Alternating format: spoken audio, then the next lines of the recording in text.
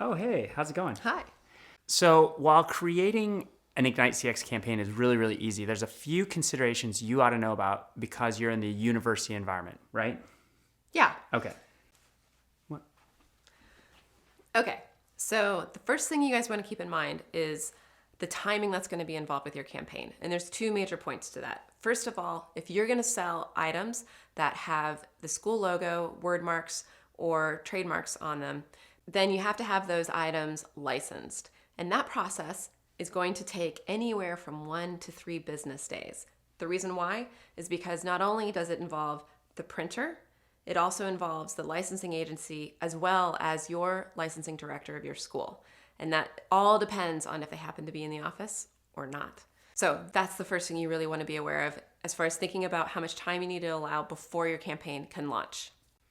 The second thing you want to be aware of as far as timing is concerned is remember that once you actually finish your campaign, you actually need to allow time for your items to be printed.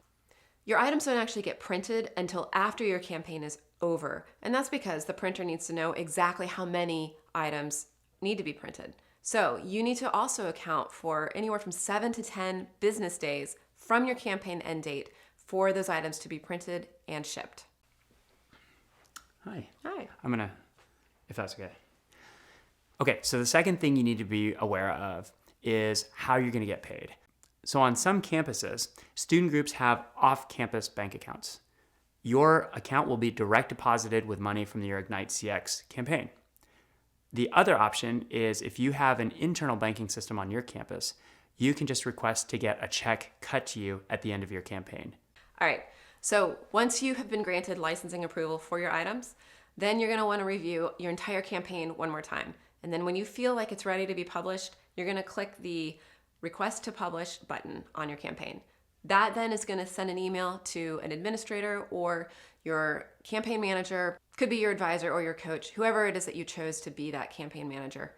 And what they're going to do is they're going to just review all of the content of your campaign, make sure that you're totally good to go, and then grant you publishing approval. And from there, you're ready to go. But keep in mind, when you click that Request to Publish button, there might be some time involved between when you actually ask for that publish and when you actually receive it, depending on how busy that campaign manager happens to be. Good point. So I suggest you pester them a lot. Email them, call them, whatever you want. So if you have any questions, just contact one of us. I'm John. And I'm Allison.